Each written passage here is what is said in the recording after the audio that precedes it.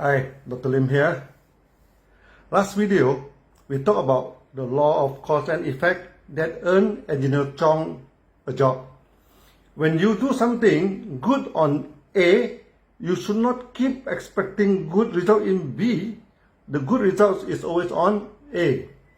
For example, some people after doing some good deed, they pray that the good karma can make the son succeeded in study. This is not the right understanding of karma. I handled a case in the early day of Sunya practice, Sunya teaching, just before I established DXN. One mother came to see me, said her son in his teens was very rebellious and poor in study.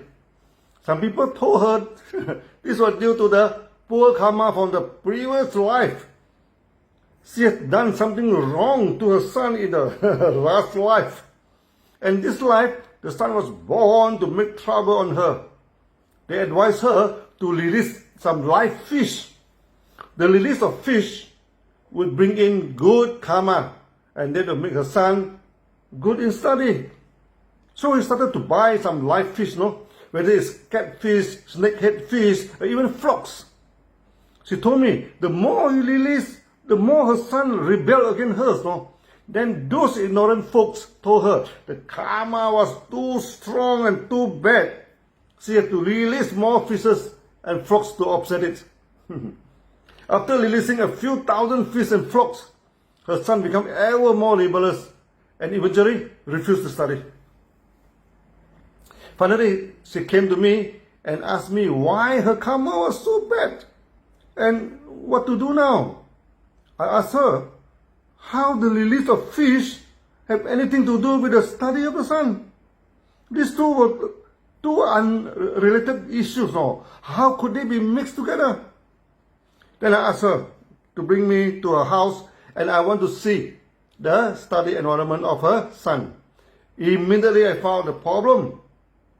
The son's study table was just beside the TV. All the family members sat around the TV and make so much noises. How to study then? I asked her to prepare a quiet corner in any room. She rearranged the family members and spared a room for the son and prepared a good table for him. I told the son, now you have a private place for you to study. Were you happy with the arrangement? The son was happy and he told me he could not focus on the study. Then I told him about my own experiences.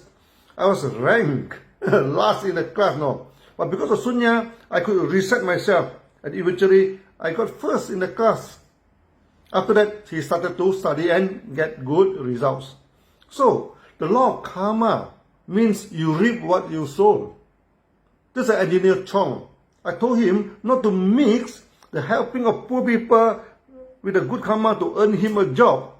If you want a job, then be prepared for the job. If you want your son to study well, then arrange a good study environment for him. It had nothing to do with the release of the flock back to the paddy field, even though we agreed to be kind to the animals and love them as a good practice. Even today, some people insist that those who are born poor and disadvantaged in society are due to the bad karma of the past life. These type of people worship karma. They know nothing about karma. The law of karma comprises of cause, conditions, and effect. If you take away any of the elements, it's no longer the law of karma. Those ignorant people remove the element of conditions, simply put everything to karma and become a karma worshipper. This kind of teaching is absolutism and banned by Buddha. To the next extreme, some people are not happy with this kind of karma theory and said it is the belief of Mahayanists and it's not the teaching of Buddha. Then they take away the element of cause and effect. They only focus on the element of conditions. Then everything is due to interaction of the aggregates. Once the aggregates are dispersed, nothing is left. Yet they believe in reincarnation. If nothing is left, then what is that reincarnated? This kind of teaching is nihilism and also banned by Buddha. Yet this group of people claim that they are teaching the pure and unadulterated teaching of Buddha. Buddha said there was only right or wrong practice. No such thing as pure teaching. Because we are not supposed to keep on teaching what we wanted to teach now. But we should accommodate the Sunyati. See what are their needs and teach them what they ought to be taught. If they are sick, then provide some herbs to relieve the pains. If they are suffering from poverty, we uplift the poverty to improve the financial standing. There is no such thing as pure and absolute teaching. Come back to Chong. He agreed well with the theory of cause and effect. Now he wanted to know how to feel peace and serenity. Did that have anything to do with the law of cause and effect? He was excited after I told him that I have a technique that could bring peace and could bring peace to him. No, like the day the pastor blessed him. That peaceful stage in Sunya, we call it the Samadhi stage. There are many kinds of Samadhi, you know. One of them, you feel peace and serenity. Not only that, you know, your heart feel love, and some religious people have the kind of thankful sensation to his Lord. Chong asked me, am I sure he could reach that stage again? I told him again, this was cause and effect. If you practice and focus on the cause, the effect shall come. To have serenity in your mind and to feel love and thankful, first, you should do away with all the negative feelings. When you detach from all the negative sensation, then the good effect of serenity sure comes without fail. In Sunya, we need not practice artificially, you know, to feel love for ourselves or the other. We never practice feeling. As that may lead to worship. When you worship something, be it a statue, a name, a form, an idea, a rule, or any tangible or intangible thing, then you are conditioned by certain conviction. When others do not practice in line with what you are doing, then you may feel bad and condemn them. This is how conflict in the world are started. There is a group of practitioners. The instructor asked them to fill their heart with love. I told the instructor, this is artificial practice. In meditation, the love and compassion should come automatically and spontaneously, If you practice love, then the practitioner may attach to the practice, and condemn those who do not practice it. Before I can even talk further, he started to attack Sunya and say, it is a wrong practice. I asked him which part of the practice is wrong. Basically, he thought it was wrong, but it was not confirmed with his practice. That's all. There's no logic behind it, Okay, this immediately proved my point, that it makes them worship their practice. When you practice artificially in any religion, then only your religion is holy. All other religions are satanic. This is a kind of worship, no different from the statue worshipper, and create conflict and war in the world. I've seen many students of the instructor, fanatic people. They only believe in what they are doing is right and keep on attacking the practice of others.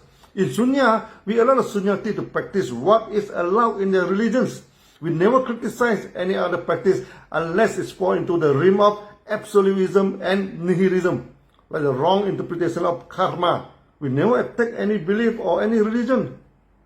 In Sunya, reverse counting is the most important practice, but we never worship the practice.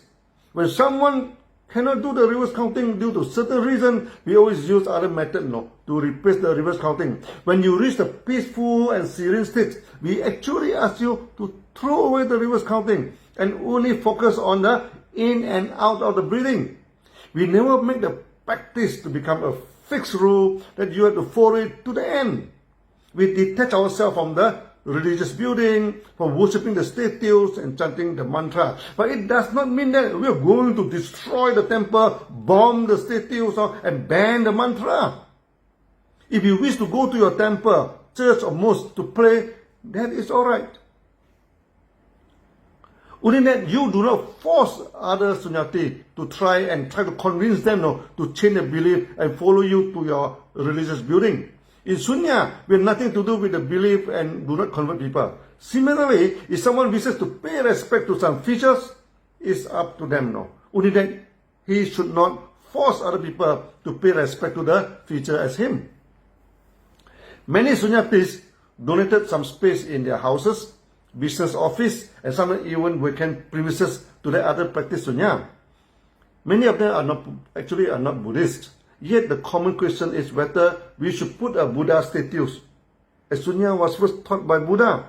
I asked them why we should place a statue of Buddha. Some of them say to remind people, no, Sunya was taught by him. Others say that we can pay respect to Buddha. I told them Buddha has told the best way to respect him is to practice his teaching, not to prostrate to his body, And this is clearly stated in Diamond Sutra. We should not worship the Buddha in form, mean the statue, and in sound, mean the mantra. Practicing his teaching is the best way to respect him and make people think of him. We do not need to put up his statues. Coming to peace and serenity. One, you have detached yourself from all the negative sensation and negative mindset. Your heart will automatically fill with love and peace. It is intrinsic and spontaneous in nature. Need not practice love and peace artificially. Some organizations get people to pray for peace, to meditate for peace, to chant for peace. Unfortunately, after so many prayers, meditation, and chanting, the world is as dangerous and risky as ever. The real peace and love should come from the day-to-day practice of Sunya. We have predicted we need about 3% of the world population to practice Sunya. Then the world will be peaceful and eventually poverty will be uplifted. The question was how to get rid of the negative sensation. George Chong asked me eagerly. I told him the practice of reverse counting was the best practice. This is a practice on neutral thinking. As our mind cannot hold two thinking at the same time, the neutral thinking should replace the negative and agitated thinking. Chong was convinced and started to practice the reverse counting. As he was about to go to a new job soon, so almost every morning, he invited me for the coffee. And after that, we may not be able to meet so often. After a few days, during the coffee time, he told me excitedly, the sensation of serenity did come back, and he felt peace and thankful again. I also felt happy for him. Things were going well, and he progressed very fast. Soon he could feel the peace and serenity most of the time.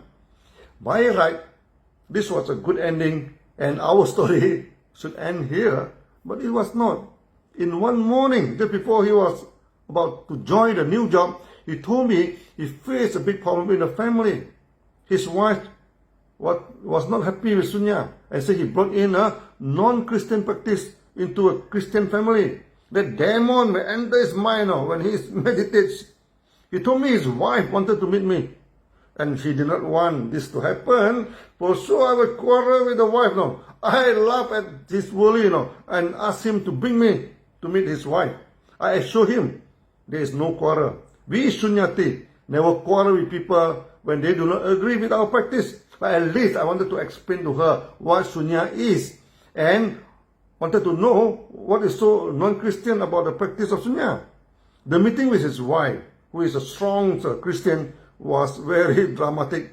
I leave it to the next video. See you all again, folks. Bye-bye.